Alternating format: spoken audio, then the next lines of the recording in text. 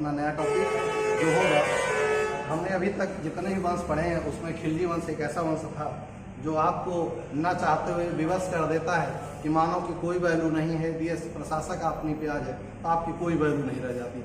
वही किया था अलाउद्दीन खिलजी ने। उसने, मैंने आपसे कहा था, रक्त और लौह की नीति अपनाई और आपको सिखाया कि किस प्रकार आप प्रशासन में रहेंगे, किस प्रकार प्रजा आपके लिए प्रजा मीन्स कुछ रह ही नहीं जाता। और यही कारण है कि प्रशासन में अलाउद्दीन खिलजी ने जनता का कोई स्थान नहीं रखा। इवन दैट मैंने आपसे कहा था कि वो कहता था गरीब किसी देख लेता हूँ मेरा खून खोने लगता उसकी हत्या कर दूँ। तो ये सारी कहानी हम लोगों ने पहले पढ़ रखी और देख रखी। अब बात करते हैं, हम उसी कहानी को आगे लेके चलते हैं। अलाउद्दीन खिलजी का खिलजी वंश के समापन होता है और नए वंश का उद्भव होता है। उस वंश का नाम होता है तुगलक वंश। ये तुगलक वास्तव में खिलजी के ही दरबारी हुआ करते थे। उन्हीं, अच्छा आपने गौर किया कि जितने भी नए आते हैं वो कहीं ना कहीं उन्हीं के दरबारी। भाई बालबन का देखो क्या था, वो कितने रजिया के दरबार में रहा, इल्तुतमिश के दरबार में रहा, अहमद शाह के दरबार में रहा, नसीरुद्दीन के दरबार में रहा, लेकिन कहीं विद्रोह नहीं किया, अंत में जाकर शासक बन गया। तुगलक भी इसी प्रकार, तुगलक जो थे तुर्क और मंगोल का मिला हुआ रूप थे। अभी मैं बात करूंगा तुगलकों में, तो ये थे तो सब के सब तुर्क ही, लेकिन इनका रूप अलग अलग हुआ करता था। जब गयासुद्दीन तुगलक शासक के रूप में बनता है तो वो एक चीज प्रक्रिया अपनाता है, क्या कि किस प्रकार जनता को अधिक प्रलोभित किया जाए। तो जिस प्रकार अलाउद्दीन खिलजी ने नरक बो रखा था समाज में, उस समाज के नरक को खत्म करने का काम कौन कर रहा था? तुगलक वंश ने किया कि कैसे लोगों को समराइज करे। भाई सही शब्द में कहे कि पीठ पे अगर ज़्यादा लाठी पड़ी है तो पीठ सहला देने वाला बहुत बढ़िया माना जाता है। ये घर में कोई निपट गया हो, मर गया हो, तो कोई पड़ोसी आदमी जिससे आपके 36 के आंकड़े हो और पीठ आके सलाह दे, घबराओ नहीं, हम सब आपके साथ हैं। तो उसी तरह तुगलकों ने प्रयास किया कि चलो भैया खिलजी ने पर्याप्त कूटा है, हमको साथ में सहयोग कर देते हैं। और सहयोग क्या किया इन्होंने? जनता के साथ अच्छे संबंध बनाए। और वो अच्छे संबंधों को शुरुआत करने वाला कौन था? गयासुद्दीन तुगलक, जिसको हम साधारण भाषा में जीटी कहेंगे। जीटी रोड नहीं, गयासुद्दीन तुगलक का शॉर्ट फॉर्म होगा जीटी। तो जीटी जो है ये स्थापना करता है तुगलक वंश की। कब से कब तक था? तो 1320 से लेकर 1414 तक तुगलक वंश कार्यशील रहता है। और इस दौरान गौर से करने वाली बात है, लगभग 100 वर्षों तक शासन करेंगे। 1320 से लेकर 1414, 100 वर्षों तक के शासन में ये कभी हारते नहीं। क्यों? इनको हर शासक एक से एक बढ़िया मिलेगा। कोई भी शासक ऐसा नहीं होगा जो गड़बड़ होगा, और जो गड़बड़ होगा हमेशा जो उत्तरोत्तर अधिकारी होते हैं वो गड़बड़ होता है। क्यों? जिस बच्चे का पिता खूब सारा धन कमा के बच्चे को दे जाता है, वो बच्चा उस पैसे की कीमत कभी नहीं समझता। लेकिन जिसने उस पैसे को हिम्मत मेहनत करके कमाया होता है उसे उस पैसे की कीमत पता रहती है। तो ये जितने शासक हैं ये कुछ ऐसे होंगे जो मेहनत करके अपने को स्थापित करेंगे, और जिनको बनी बनाई सत्ता मिलती धीरे धीरे रिड्यूस होना प्रारंभ हो जाता है। ये हम सबके साथ होगा। चलिए आज का बढ़िया इंटरेस्टिंग टॉपिक देखते हैं। कई लोगों ने कमेंट किया सर आप चलिए, वो कई बार रिपीट करते हैं, उसका कारण सिर्फ चलिए मीन्स मैं हमेशा कहा करता हूँ कि यदि आप दौड़ सकते हैं तो आप दौड़िए, नहीं दौड़ सकते हैं तो आप चलिए, आप नहीं चल सकते हैं आप रेंगे, आप नहीं रेंग सकते हैं घिसटिए लेकिन रुकिए नहीं। इससे मैं हमेशा कहा करता हूँ चलिए मीन्स रुकते, रुकिए नहीं, चलते रहे, धीमे तेज जैसे चलते रहें। चलते मतलब नहीं चल दिए जो महाराष्ट्र से और घर गांव तक आए, ऐसे में चलिए, ज्ञान को आगे बढ़ाइए। इसलिए चलिए आप देखते हैं अपना टॉपिक को, कैसे क्या टॉपिक में घटनाएं हुई और किन घटनाओं का हमें परीक्षा से लेना देना हो सकता है ना। तो पहला गयासुद्दीन तुगलक 1320 से लेकर 1325, 5 साल तक बेचारा बैठता है। काफी एजेड व्यक्ति फिर भी बैठा। इससे मलिक उज गाजी की उपाधि धारण करी। मलिक उज गाजी माने होता काफिरों की हत्या करने वाला, काफिरों को मारने वाला। इसने गाजी की उपाधियां धारण करके, ये जो था पिता तुर्क था और माँ एक जाट हिंदू थी, यानी कि इस पर हिंदू का प्रभाव होगा तो स्वाभाविक है इसमें वो लक्षण नहीं पाए जाएंगे जो कि तुर्कों में सामान्यतः पाए जाते थे। ध्यान रखेंगे, इसने गाजी की उपाधि कब धारण करी? मंगोलों के आक्रमण सबसे पहले प्रारंभ हुए थे, याद करें, इल्तुतमिश के समय में। सबसे पहले मंगोल आए थे, लेकिन मंगवर्णी को सहायता न करने के कारण इल्तुतमिश ने उनको वापस कर दिया था।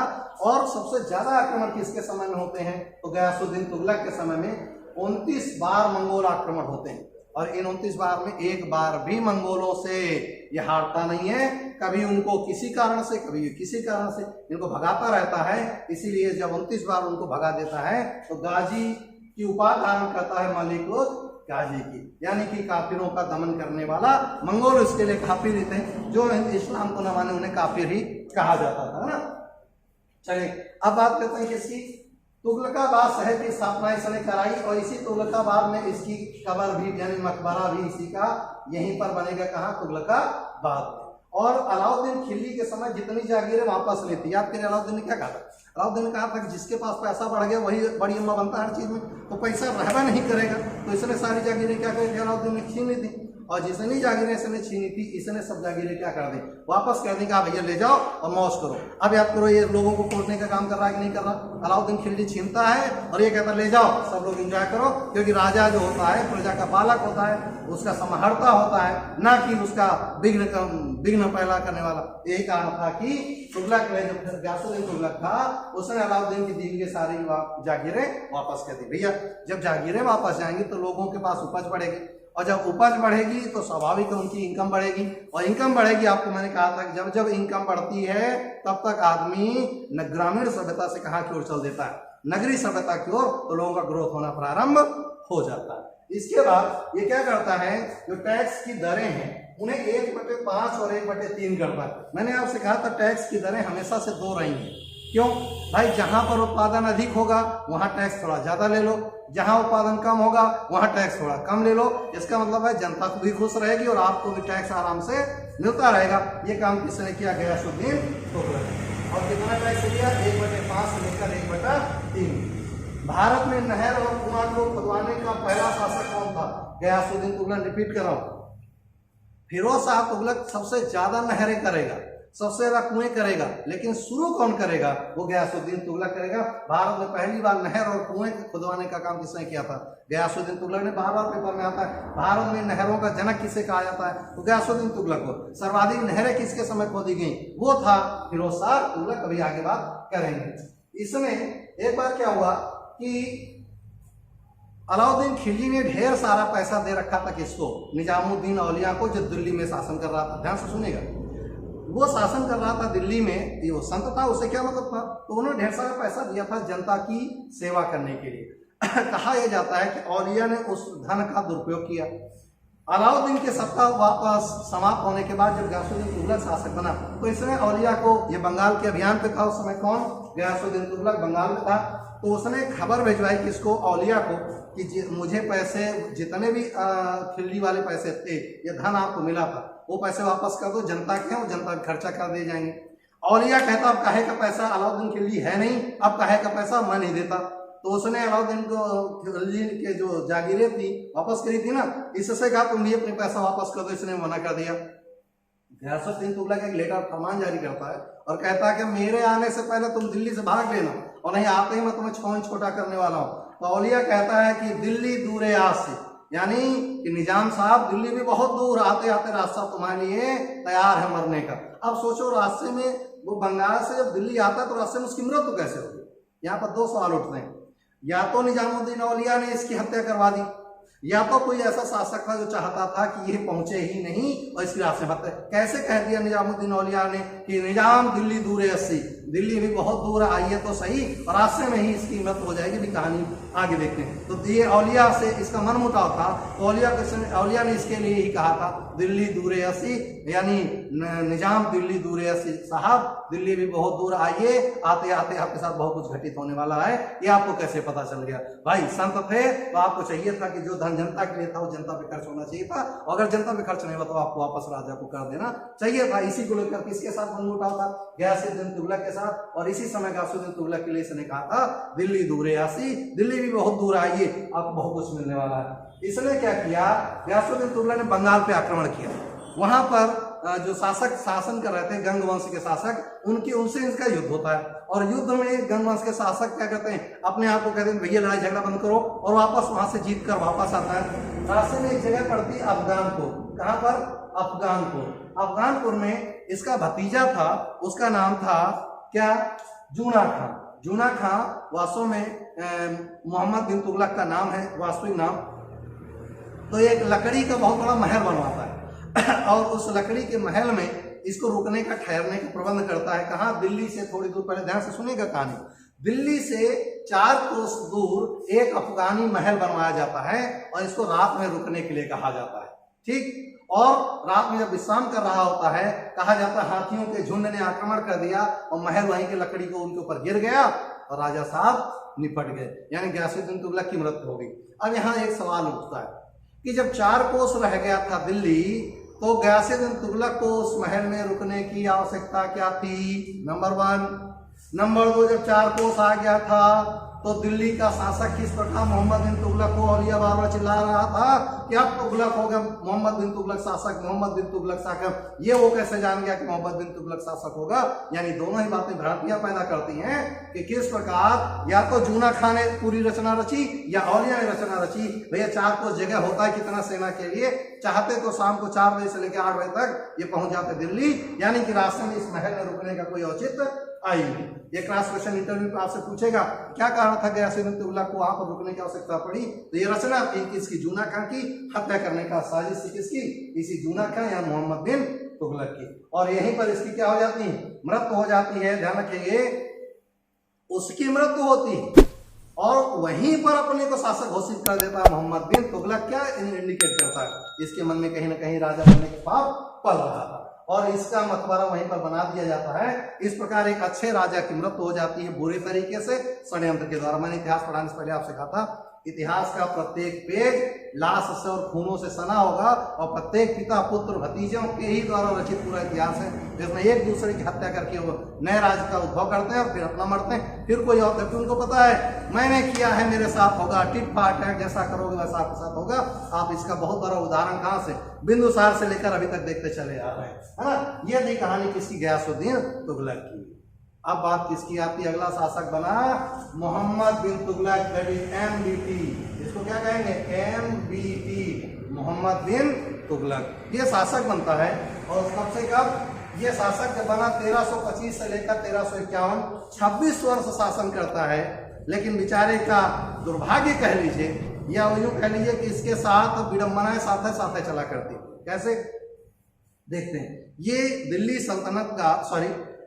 सल्तनत में कह लिया जाए तो सबसे बुद्धिमान व्यक्ति था, सबसे पढ़ा लिखा व्यक्ति था, सबसे ज्ञानी व्यक्ति था, लेकिन इसका किस्मत साथ कभी नहीं दिया करती थी और हमेशा जो करता था उसका बेड़ा गर्क कर लेता था। कैसे कैसे हम देखते हैं। इससे स्वप्नशील, पागल, सनकी, रक्त पिपासु आदि के नाम से भी जाना जाता है। रक्त पिपासु, पागल, सनकी यानी जो ठान लिया सो करना है, जो ठान लिया सो करना है, ऐसा पागल था मोहम्मद बिन तुगलक। लेकिन था बहुत योग, स्वप्न उसके बहुत बड़े थे, कल्पना बहुत बड़ी थी, लेकिन नियोजन अच्छा नहीं था।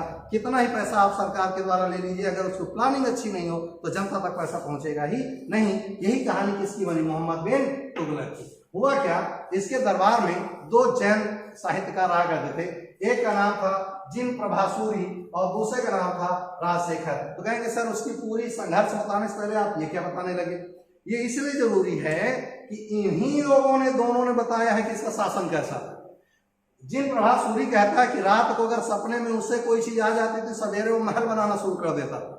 यानी अगर उसने रात में सपने में देखा है कि रुई का महल है तो सवेरे उठ के सबसे कहता रुई का महल बनाना शुरू करो। इतना सनकी पागल टाइप का आदमी था। दूसरा राजशेखर कहते हैं कि नक्षत्रों के बारे में ऐसा जानता था कि सारे नक्षत्र इसी में बैठा है, आज ये नक्षत्र यहाँ पर है, वो नक्षत्र वहां, ब्राह्मणों से ज्यादा उसको जानकारी थी नक्षत्रों के बारे में। ये सारी कहां से होती रहा, इसलिए पढ़ना होगा। आपसे क्वेश्चन पूछेगा जिन प्रभासूरी किसके दरबार में रहते थे? तो मोहम्मद बिन तुगलक के। राजशेखर किसके दरबार में रहता था? तो मोहम्मद बिन तुगलक के दरबार, है ना। चलिए, ये एक ऐसा शासक था जो हिंदू त्योहार जो होली और दशहरा था बड़े धूमधाम से मनाता था और स्वयं होली में बहुत आगे बढ़कर हिस्सेदारी लेता था।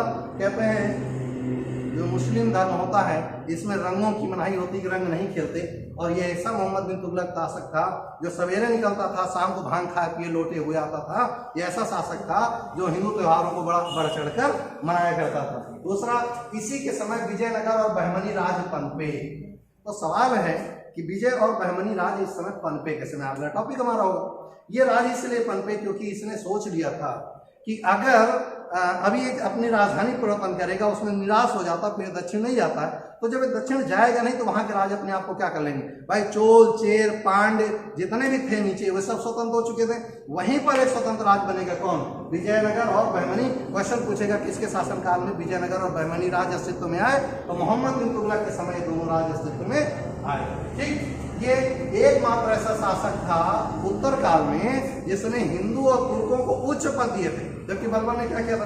बलबन ने कहा था कि उच्च पदों पर सिर्फ उच्च लोगों को बैठने का अधिकार है और ये कहता था नहीं, सबको बैठने का अधिकार है, वो किसी भी जात धर्म संप्रदाय का क्यों ना हो। तो हिंदुओं और इनको सबको बहुत ज्यादा समर्थन कौन करता, मोहम्मद बिन तुगलक।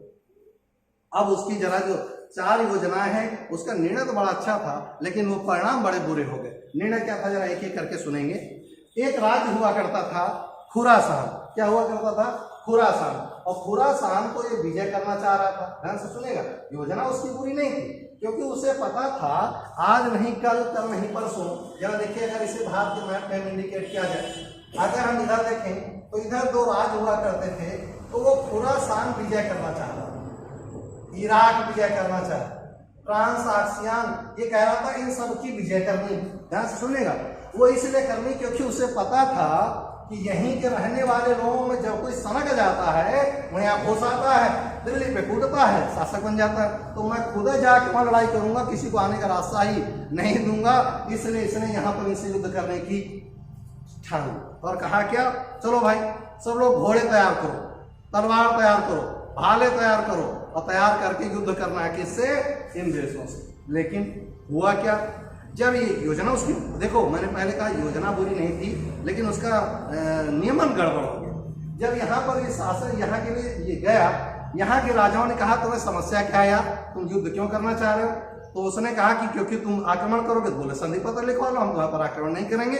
लो 1 साल का अग्रिम वेतन दे दिया, किसको, सेना को। पहले ही घोड़े तैयार, वेतन तैयार, जागीरें दे दी। 1 साल पहले युद्ध करना है, कब, 1 साल बाद। अरे नालायक, 1 साल में घटना है क्या होंगी पता है, 1 साल बाद इनसे संधि समझौते हो गए, युद्ध हुआ ही नहीं, वेतन चला गया। और जब वेतन चला गया तो राजकोष खाली हो गया, और जब राजकोष खाली हो गया तो इससे पूछा साहब पैसे, कोई बात नहीं। क्या किया इसने, इस पागल ने, अभी तो पागल ही कहेंगे ना, इसने सांकेतिक मुद्रा चलाई। सांकेतिक मुद्रा आप जानते हैं किसे कहते हैं, आज जो हम लोग यूज करते हैं नोट, जैसे हम जो भी नोट करते हैं, मैं आपको उसको दिखा दूं कि जो भी नोट, मान लीजिए हम एक नोट ले रहे हैं, ध्यान से देखिएगा आप, सांकेतिक मुद्रा आज आप कहते हो बहुत पहले की कहानी है, ये सांकेतिक मुद्रा ही तो है। वैसे तो इस कागज की नोट का कोई मूल्य है ही नहीं, आप फाड़ डालिए 1 मिनट में, लेकिन अगर आप दुकानदार के पास जाएंगे तो 2000 की सामान मिल सकती है। क्यों, जबकि इसकी वास्तविक मूल्य क्या है, कुछ भी नहीं, 10 रुपया 15 रुपया इसकी लागत आई होगी बनने में, लेकिन इसका जो वास्तविक मूल्य है वो कितना है, 2000 रुपया। उसने भी ऐसा प्रयास किया। क्यों, इससे पहले अरब के देशों में, इससे पहले इराक के देशों में, ईरान के देशों में सांकेतिक मुद्रा चल चुकी थी। तो कहता था सोना चांदी तब लाए कहाँ से, उसने कहा सांकेतिक मुद्रा चलाए। लेकिन गड़बड़ कहाँ हो गई, गड़बड़ ये हुई कि इसने चलाई जो सांकेतिक मुद्रा, वो चलाई तांबे की, और उसका मूल्य दिया चांदी के बराबर। ध्यान से सुनना, तो लोगों ने क्या किया, इसकी तांबे की मुद्रा की नकल मार दी, और जब नकल मार दी तो हर घर में टकसाल लग गई, दे छापा छाप, दे छापा छाप, हर घर में नोटें छप रही। क्यों, इतना साधारण सिक्का था। और पता चला कि उसके दरबार में सिक्कों का झुंड तैयार हो गया, हर घर में बोरा बोरा तैयार हो गए। अरे पागल हो गया, ये कैसे हो गया। अब उसने कहा इसको कंट्रोल कैसे किया, मुद्रास्फीति की दर क्या हो जाएगी, जब मुद्रा की मात्रा बढ़ गई और सब जाली मुद्रा है, तो मुद्रा की मात्रा अधिक होगी तो मुद्रास्फीति बढ़ जाएगी, वस्तुओं के दाम बढ़ गए, जनता में विद्रोह शुरू हो गया। इसने कहा आप क्या करें, तो इसके सरदार ने समझा साहब जितने तांबे की मुद्रा उसको रख लो, चांदी की मुद्रा जारी कर दो, यानी कि रखा हुआ धन भी कहाँ फेंक दो, रोड पे। और इसने यही किया, क्या किया, पूरा तांबा वापस रखा घर में, चांदी लोगों को टकसाल से बंटवाई, और जब चांदी पहुंच गई लोगों के पास तो इनकम बढ़ गई, और इनकम बढ़ जाने से राजा का मानना लोगों ने बंद कर दिया। इस प्रकार इसकी दूसरी योजना भी क्या हो गई, खत्म। पहली योजना भी खत्म, सन की था, इसलिए सन की नहीं, योजना निर्णय या नियमन प्रोग्रामिंग अच्छी नहीं थी। अगला क्या हुआ, इसने कहा कि यार हम दिल्ली में बैठे हैं, यहाँ पर बैठे हैं, ठीक, हम इनको तो समझा लेते हैं, लेकिन ये लोग नहीं मानने को तैयार है, यहाँ विद्रोह शुरू कर दिया। तो उसने काम कहा, ध्यान सुनेगा, उसने कहा यहाँ दिल्ली से दौलताबाद राजधानी बनानी है, देवगिरी, हम यहाँ राजधानी बनाएंगे, यहाँ राजधानी नहीं बनाएंगे। तो अपनी राजधानी परिवर्तन करने का उसने सोच लिया कि यहाँ रहकर हम सब पे शासन कर लेंगे चाहो। गड़बड़ कहाँ हुई, गड़बड़ ये हुई कि जून के महीने में इसने राजधानी परिवर्तन का नारा उठाया, और जब जून के महीने में उठाया, गर्मी का भयंकर गर्मी पड़ रही है, जैसे ही लोग यहाँ से चलना शुरू किए, इतना पागल था कि जब वहां की जनता वहां से पलायन करी राजधानी परिवर्तन के लिए, तो अपने महल किले पे चढ़ गया, और किले पे चढ़ के ऊपर से देख रहा और कह क्या रहा, देखो किसी घर से धुआं तो नहीं निकल रहा, धुआं का मतलब अभी कोई खाना बना रहा, कोई रुका, अगर रुका पकड़ के ले चलो उसको, यानी इतना सनकी था कि कोई न रुकने पाए। अब सुनिएगा, अब ये क्या हुआ, यहाँ से इनकी पूरी जनता चल पड़ी, पूरी जनता, पूरी दिल्ली चल पड़ी। कहाँ? राजधानी बना, हम यहाँ रहेंगे ही नहीं, सब लोग चलो बस, और कोई बचना नहीं चाहिए दिल्ली में। अब यहाँ से चला कहाँ के लिए? यहाँ के लिए रास्ता में प्लेग फैल गया, और प्लेग फैला, सब मरने लगे और लगे मरने। मैंने आपको थोड़ी देर जो कल का टॉपिक था उसमें आपको बताया था कि ये वही समय था जब प्लेग फैला था ना। अब जैसे ही समय फैलता, देखिए 1343, 1346, 1351, यही समय मैंने आपको पढ़ाया था। ये प्लेग फैलता है, और जब प्लेग फैलता है तो सारी जनता इनको मार कूट के भागती है, नालायक कहीं का, ये क्या हुआ। तो सबसे पहले अपने भाग खड़ा होता, कहाँ? जाकर दिल्ली में बैठ जाता, नहीं जाऊंगा वापस। यानी दिल्ली पर उसकी राजधानी परिवर्तन भी खत्म, और जनता के बीच इसका बहुत निगेटिव इफेक्ट जाता है। लोग टैक्स देना बंद करते हैं, बात करना बंद करके, पागल सन की है, व्यक्ति के वास्तु हत्या करना चाहता है। इस प्रकार इसकी तीसरी योजना भी फ्लॉप हो गई। अगली योजना क्या की? गंगा यमुना के क्षेत्र में इसने टैक्स बढ़ा दिया कि भैया किसी ने सलाह दी कि तुम्हारे पास पैसा तो है नहीं, तो एक काम करो, पैसा आएगा कहाँ से? टैक्स से, तो टैक्स बढ़ा दो। और इसने जब टैक्स बढ़ाया, दुर्भाग्य था उसी समय सूखा पड़ गया। एक तो टकले, ऊपर से बड़े बड़े नाखून, देख खुजा खून तो निकलना ही है। अब जैसे गोवा में टैक्स बढ़ाया, सूखा पड़ गया, टैक्स है नहीं, और कह क्या रहा, किसी के घर में एक दाना बचे तो उठा लो। अब बताओ जनता में आक्रोश होगा कि नहीं? यानी उसको टैक्स भी नहीं मिला, जनता नाराज भी हो गई। चौथी योजना का भी बेड़ा गर्क, इति स्वाहा।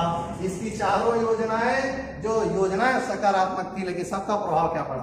नकारात्मक पड़ा। इससे ही कारण था कि एमडीटी एक अच्छा शासक होते हुए बेचारा कुछ अच्छा करने में सक्षम नहीं हुआ, क्योंकि उसका जो प्लानिंग करने का तरीका था वो गड़बड़ था। इस प्रकार उसके सारे अभियान क्या होते हैं? सफल हो जाते हैं। इसी समय आता है कौन? मोरक्को का एक यात्री जिसे इब्न बतूता कहते हैं। इब्न बतूता आता है, वो किताब लिखता है, किताबुल रहला। क्या नाम है? रहला रट लेंगे आप। रहला किताब लिखता है, इसके दरबार में काफी समय तक रहता है, और इसी के दरबार में रहते हुए करीब 8 वर्ष तक मित्र की तरह इसके शासन के काल में रहता है, दरबारी के रूप में। इसके बाद मोहम्मद बिन तुगलक इसे चीन में अपना राजदूत बनाकर भेजता है। बहुत सारा क्वेश्चन पूछता है किस शासक ने इब्न बतूता को चीन अपना राजदूत बनाकर भेजा था? तो मोहम्मद बिन तुगलक था। सोच अच्छी थी, लेकिन क्रियान्वयन गड़बड़ था। इस प्रकार रेला में वो लिखता है कि एक बार गुजरात में तांगी शासन करते थे। कौन करता था?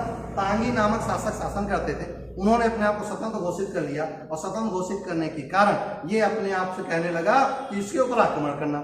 चल पड़ा कहाँ? फिर से दिल्ली से कहाँ? गुजरात। किसको? तांगी को तांगा बनाने के लिए चल पड़ा। तांगी के विद्रोह को दमन करता है, और दमन करके वापस लौटता है। जब लौट रहा होता है, रास्ते में ही बीमार हो जाता है, और इसकी क्या हो जाती है? मृत्यु हो जाती है। तो बर्नी लिखता है कि राजा को प्रजा से, प्रजा को राजा से मुक्ति मिली, अच्छा हुआ कि ये आदमी मर गया। तो इस प्रकार राजा को प्रजा से, प्रजा को राजा से क्या मिल जाती? मुक्ति मिल जाती है, और खत्म हो जाता है ठट्टा के दौरान ही कौन? मोहम्मद बिन तुगलक। आप पागल कह सकते हो, आपसे क्वेश्चन पूछ सकता है कि क्या आप मोहम्मद बिन तुगलक को प्रशासक के रूप में एक्सेप्ट करेंगे? तो आपका जवाब होगा कि हाँ बिल्कुल करेंगे। प्रशासक अच्छा था, लेकिन उसकी प्लानिंग गड़बड़ थी। यही कारण था कि उसके जो स्वप्न था, जो उसकी ड्रीम थी, वो बहुत बड़े थे। और मैं हमेशा आपसे कहता हूँ, ड्रीम हमेशा ही बड़े होने चाहिए। एस्पेक्ट आपका कुछ भी हो, ड्रीम हमेशा, कभी कहता ना मेरा नहीं हुआ, अरे नहीं हुआ तो इसका मतलब लक्ष्य मत बदलिए, तरीके बदलो भाई। आपने पढ़ने का कोई तरीका गड़बड़ कर रखा जिसकी वजह से आपका नहीं हो रहा है, तो आप अपना ओके भाई मुझे आईएएस बनना है, बनना है तो बनना है। नहीं हुआ प्री में, अब नहीं हुआ, अरे भाई नहीं हुआ, नहीं हुआ इसका मतलब आपकी प्लानिंग में कहीं गड़बड़। आप फिर से आप प्लानिंग बदलिए, आप लक्ष्य मत, आप आईएएस छोड़ो मास्टर बन जाइए, अब मास्टर छोड़ो चपरसिया बन जाए, कुछ को तो बन जाए। अरे आप लक्ष्य क्यों बदल रहे हो यार? अपना तरीका बदल लो। इसका मतलब कहीं आपसे गलती हुई, तरीका सुधारना, ना कि आपको लक्ष्य। आपने कहा कि पापा बहुत बुरे हैं, तो पापा बदल दोगे? पापा को ही बदल दो यार, आप अपने तरीके बदलोगे। इसी प्रकार अपने लक्ष्य मत बदलो, नहीं आप तरीके बदल दीजिए। इसने बेचारे ने यही किया कि लक्ष्य वही, तरीका वही। चाहे सूखा पड़े लगान लाओ, सांकेतिक मुद्रा चलाओ, चाहे तुम्हारे पास 1 रुपया खजाना में ना हो। इसका मतलब आपको पहले नीतियों का प्रतिपालन करने के लिए आपको तैयारी करनी चाहिए थी। इस प्रकार लुढ़कता बेचारा मर गया और काम खत्म हो गया मोहम्मद बिन तुगलक का।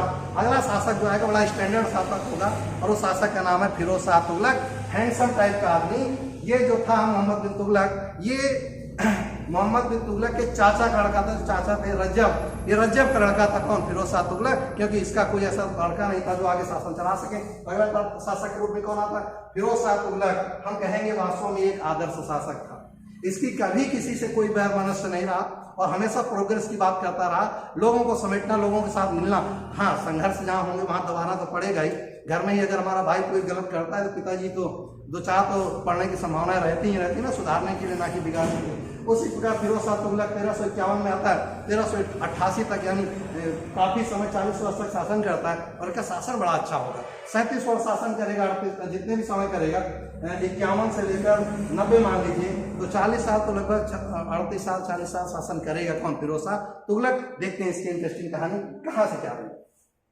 कहानी का जरा ध्यान सुनेंगे। इसके केवल 3 संघर्ष हैं जो जरूरी है। पहला संघर्ष कौन है? हाजी इलियास, जो कि बंगाल में शासन करता था। बंगाल से आ ही रहा था लौट के कौन? मोहम्मद बिन तुगलक। मैंने आपको बताया था कि वो जब गया बंगाल में था, जब वापस आ रहा था तो औलिया से झगड़ा हुआ था। बंगाल वापस आते ही जब जान गया कि मोहम्मद बिन तुगलक निपट गया, तो गयासुद्दीन तुगलक निपट गया, तो वहां के लोगों ने अपने को स्वतंत्र घोषित कर दिया। और जैसे वहां स्वतंत्र घोषित कर दिया, फिरोज शाह तुगलक आता और कहता स्वतंत्र होने के लिए तुम्हारे पास पूरी शर्त थी, लेकिन हमसे पूछना चाहिए था। इसलिए उनके ऊपर आक्रमण करता। जानता क्या है कि बंगाल के चारों ओर घेरा डाल देता, और घेरा डालता है तो अपना एक दूत भेजक देखा और देश की दशा क्या है, इस बंगाल राज्य की दशा क्या है। तो कहता साहब हम क्या देखें, आप मेरे साथ चले चलो, आप भी देख लो चल के। तो जाता क्या है, तो वहां महिलाएं रो रही होती हैं, बच्चे बिलख रहे होते हैं, सब इसलिए कि उनके ऊपर आक्रमण होगा। एक आया है आतताई, एक क्रूर व्यक्ति आया, मार डालेगा सबको, तो सब रो रहे होते हैं। तो कहता है यार इतने अच्छे लोग, इनको क्या मारने की जरूरत। तो बंगाल छोड़कर चला आता है। इस प्रकार बंगाल अभियान इसका सफल होता है। इसकी उदारता का पहला प्रमाण ये है कि लड़ाई नहीं करता, वापस चला आता और कहता छोड़ो, हमें नहीं चाहिए ऐसी जगह जहां पर महिलाएं रो रही, बच्चे रो रहे, क्यों इस डर से कि हम कल उनको मार डालेंगे, छोड़ो। इस तरह बंगाल को छोड़कर विजित हो जाते हुए भी इसको छोड़कर चलाता है। ये था फिरोज शाह तुगलक। अगला कौन है? ठट्टा। गुजरात के आसपास का क्षेत्र ठट्टा। ठट्टा में बानवीन नामक शासक करते थे। ठट्टा पश्चिमी मध्य एशिया के क्षेत्रों से, तो यहाँ पर शासक कर रहे थे। मंगोलों से इनकी बानवीन नामक एक शासक था, नोट कर देंगे, बानवीन नामक एक शासक था। इसने मंगोलों से ले ली लड़ाई। मंगोलों ने इसको कूटना शुरू किया, लेकिन मंगोल जब तक आते तब तक पहुंच गया था फिरोज शाह तुगलक ने इस शासक ठट्टा पर भी क्या कर लिया, कब्जा कर लिया। और जब पता चला मंगोलों को कि कौन आ गया, फिरोज शाह तुगलक, वापस चले गए। कौन लड़ने? तो बानवीन से आया था ना, वही नहीं, कौन है? फिरोज शाह तुगलक। इस प्रकार ये युद्ध भी क्या हो जाता है, टाल ले जाता फिरोज शाह तुगलक। और इसका अंतिम होता है, कहा जाता है ये इसकी बहुत बड़ी गलती थी, नहीं शायद अशोक महान की जगह फिरोज शाह तुगलक महान कह रहे होते। गलती क्या करी, जाज नगर के आसपास, जो उड़ीसा के आसपास के क्षेत्र थे, वहां पर ये आक्रमण करते जाता है। क्यों? इसको किसी ने कहा था कि जगन्नाथपुरी जो उड़ीसा का मंदिर है, उससे बहुत सारा धन है, और वो धन अगर आप लूट लें तो जितना राजस्व खाली करके वो पागल गया है कौन? फिर मोहम्मद बिन तुगलक, तो उसको आप कंप्लीट कर लेंगे। इसको जो जानकारी मिली थी तो सही, आक्रमण कर दिया। कहाँ? पुरी के ऊपर। और जब पुरी पे जाता वहां बेचारे कुछ मिलता नहीं, तो खौरिया के जगन्नाथ के पूरी मंदिर को पूरा नाश कर देता। यही इसकी सबसे बड़ी गलती थी, नहीं शायद वो इस तरह नहीं गिना था। तो जगन्नाथ पूरी मंदिर को तोड़ने का श्रेय किसको जाता? फिरोज शाह तुगलक को। पेपर में बहुत बार आया है कि पूरी मंदिर का विध्वंस किसने किया था, तो फिरोज शाह तुगलक ने किया था। यही इसकी सबसे बड़ी कमी थी। वहां के शासकों पर इसने बहुत जुल्म किए। दौड़ के आने पर इसको एहसास हुआ, तो इसने क्या क्या काम किए वो देखते चलते हैं। सबसे पहला, इसे सल्तनत काल का अकबर कहा जाता है। मैंने पहले कहा था कि बेहतर व्यक्ति था। इसे आदर्श शासक कहा जाता है, और इसे जनता का अपहरणकर्ता भी कहा जाता है। नोट करेंगे, पेपर में आता है जनता का अपहरणकर्ता का मतलब क्या है, कि जब जनता के बीच जाता था तो इतनी लच्छेदार बातें करता था। लच्छेदार समझ गए ना, मीठी मीठी बातें करता था कि जनता इसको सम्मोहित हो जाती थी। तो जो चाहता था लोगों से करवाने की क्षमता रखता था। क्यों? नहरें खोदनी कौन खोदेगा? फिरोज शाह तुगलक। जनता खोदेगी ना, और जब जनता खोदेगी तो उनको चढ़ाना पड़ेगा ना, पहले चढ़ जाओ खजूर पे। अच्छा, खजूर पे चढ़ोगे तभी तो गड्ढा खोदोगे। कुआं खोदनी है, सराय बनानी है, नहर बनानी है, और इस सब में लेबर चाहिए। तो जनता के बीच जाके ऐसी ऐसी बातें करता था, पानी जाएगा, तुम्हारे खेतों में पानी जाएगा, फसल अच्छी होगी, तुम्हारे उत्पादन ज़्यादा होगा, अगर उत्पादन ज़्यादा होगा तो तुम्हारी परचेजिंग पावर बढ़ेगी, तो तुम अमीर हो जाओगे, पैसा खूब आएगा। लोगों को समझ में आता, कहता तो राजा बढ़िया, राजा कह रहा हो तो बात ही। अगर मोदी आके पड़ोस में दुकानदार की एक चाय पी ले किसी चौराहे पर किसी दुकान, तो तुरंत खबर फैले मोदी ने इसके यहाँ चाय पी। अब लोग देखने कैसी चाय बनाई होगी यार इसने मोदी को, लो दुकान वाले का काम हो गया। तो राजा कह रहा किससे कि तुम लोग यार बढ़िया कर सकते हो, अच्छा कर सकते हो, तो ले नहर क्या, नहर का पापा खोद डालेंगे। सबसे ज्यादा नहरें खुदवाली लोगों को, इसीलिए कहा जाता राज जनता का अपहरण करता। किसको? फिरोज शाह तुगलक को। अब देखते हैं कहानी क्या है। इसने क्या किए, जो 24 कष्टकारी कर थे, जो लगा के कौन गया था, याद करिए, अलाउद्दीन खिलजी। इसने इतने टैक्स लगा दिए थे, जनता करा रही थी टैक्स का, बेचारा को छोड़वा ने खून निकाल लिया था, बड़े वाले भैंसी वाले सिरिंज से खून निकाला था किसने, अलाउद्दीन खिलजी ने। जनता त्राही बोल गई थी, तभी बेचारे सबको सही कर रहे हैं। 24 कष्टकारी समाप्त कर दिए थे। दूसरा, जजिया कर भी समाप्त कर दिया था कि पंडितों को नहीं छोड़ा। ब्राह्मणों से कहा तुम हमेशा से बचते रहे हो, तुम दोगे। जजिया कर किसे कहते, गैर मुस्लिमों से लिया जाने वाला टैक्स, सब दे चाहे ना दे, पंडित जी जरूर देंगे, ये हमेशा बचे रहे चाटुकार लोग, इनसे टैक्स जरूर लेना। कौन लेता था जजिया कर? फिरोज शाह तुगलक। अगला जकात कर था।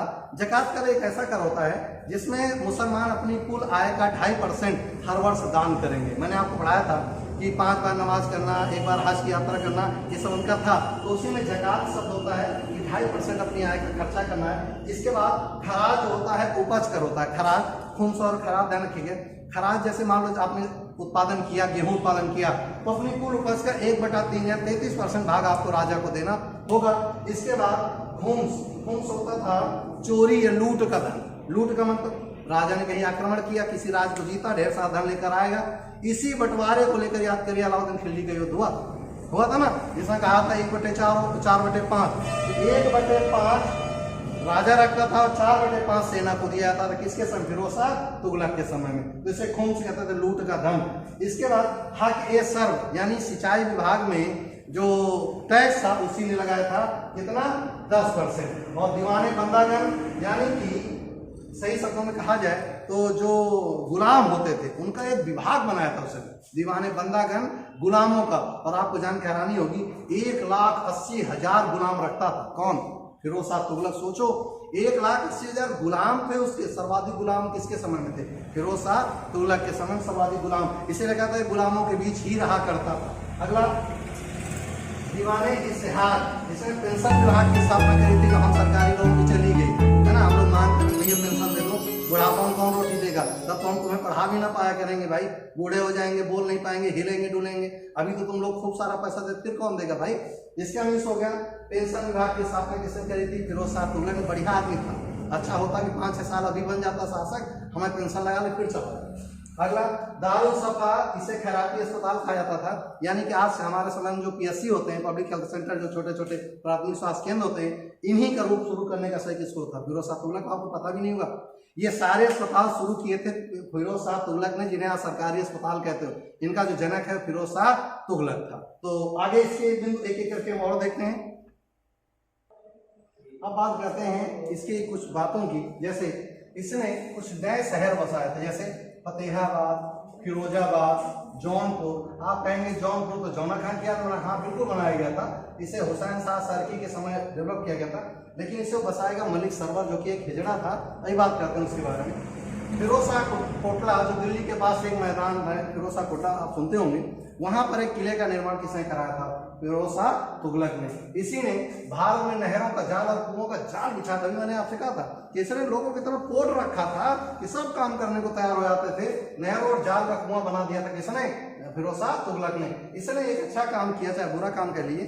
इसने क्या किया, अशोक के बनवाए गए जो 2 स्तंभ थे, एक टोपरा में था और एक मेरठ में था, दोनों को खड़वा देता और खड़वा के हाथियों में लदवा कर कहाँ ले आता? दिल्ली में, और दिल्ली में स्थापित करवाता और अपनी चीजें उसमें ऐड करा देता है। ध्यान से सुनेगा कि टोपरा और मेरठ के स्तंभों को जो अशोक के थे, उन्हें उखाड़ कर कहाँ ले आता? दिल्ली, और दिल्ली में अपने नाम से लगवा देता है। कौन? फिरोज शाह तुगलक। ये इसके बारे में कहा जाता है कि ये नसंस के रूप में हो गया था, गलत नहीं। मेरा ऐसा मानना है, कुछ लोग कहा करते हैं मायावती ने बहुत गलत किया, बहुत सारा पैसा लगा दिया, लखनऊ बर्बाद कर दिया। मेरा ऐसा मानना है मायावती ने कुछ गलत नहीं किया। आप अगर लखनऊ जाते हो और एक मुंह से आपकी आवाज, वाह यार मजा आ गई, क्या शहर बसाया। क्यों? क्योंकि आप देखते चारों कितना सुंदर, कितना अच्छा उसने डिजाइन करा। हो सकता है आपका पैसा उसमें खर्चा होगा, मानता हूँ गलत है, लेकिन आपको ये भी मानना होगा कि उसने कौन सा अपने घर पर रखा है। आपके लिए कल रहेगी, वो नहीं रहेगी, लखनऊ रहेगा, आपको याद करना होगा। फिरोज शाह तुगलक ने भी यही किया, टोपरा और मेरठ से अशोक स्तंभ लाकर दिल्ली में लगवाया और अपना भी उल्लेख कराया उसमें। इसके बाद इसने शरीयत और उलेमाओं को प्रशासन में बहुत हिस्सेदारी दी। जहां बलबन अलाउद्दीन खिलजी, वहां ये कहा करता था नहीं वास्तव में उलेमा और शरीयत को वैल्यू देनी चाहिए और सर्वाधिक वरीयता देता था कौन? फिरोज शाह तुगलक। इसी कारण इसने खलीफा से 2 बार अनुमति मांगी थी। याद करिए खलीफा कौन है? ये बगदाद वाले सारे लोग हैं जो उमैयद वाले हुआ करते थे, उनसे ये हमेशा क्या मानते थे? अनुमति लेनी होती थी। दूसरा, इसने ससगनी, नोट करिएगा, ससगनी नामक चांदी का सिक्का चढ़वाया था जिसमें एक आधा होगा, कैसे ठीक कहते हैं, आधा माने आधा, अठन्नी, आपकी भाषा में कहेंगे अठन्नी, और 1/4 को दिख कहते हैं यानी चवन्नी। आपको तो नहीं याद होगा, हमने बच्चों ने यूज किया है। तो ये अठन्नी और चवन्नी यूज करने का श्रेय किसको जाता? फिरोज शाह तुगलक को। इसके बाद इसने एक जल घड़ी बनवाई थी। जल घड़ी से ताश घड़ी भी कहते हैं। ताश घड़ी ऐसी होती थी जिसमें एक कील घड़ी होती थी और सूर्य का जब प्रकाश पड़ता था तो उस कील का परछाई जल में पड़ती थी और समय का निर्धारण उसी से किया जाता था। जल घड़ी का आविष्कार फिरोज शाह तुगलक के हुआ। इसके बाद बर्नी ने फतवाए जहांदारी इसी के बारे में लिखी है। क्वेश्चन पूछा है फतवाए जहांदारी में किस शासक का उल्लेख मिलता था? फिरोज शाह तुगलक का उल्लेख मिलता है। शमशेर सिराज ने इसकी जीवनी लिखी थी। तारीखे फिरोजशाही आदर्श शासक था तो तारीख तो होनी ही थी। इसकी मृत्यु 1388 में हो जाती है और जैसे इसकी मृत्यु होती है तुगलक वंश को सही शब्दों में कहते हैं दीमक लग गया और वंश खत्म होता है और अंतिम शासक होता है नासिरुद्दीन महमूद जो कि एक कमजोर शासक होता है। इसी के समय मलिक सरवर जो कि एक हिजड़ा होता है वो जौनपुर नगर को बसाता है और बाद को हुसैन शाह सर की उसको जीतकर सर की शासन के रूप में बदल देते हैं। ये कहानी थी किसकी? पूरे तुगलक वंश की जो हमें आप तक पहुंचानी थी। उम्मीद है आप बेहतर तरीके से समझ पाए होंगे और तैयार कर लिए होंगे। नोट्स बनाते रहिएगा और शेयर और कमेंट और जो कहा जाता है ना वो कैसे बोलते हैं वो वाला मत करिएगा, है ना, केवल पढ़िएगा। फिलहाल आज इतना ही। जय हिंद।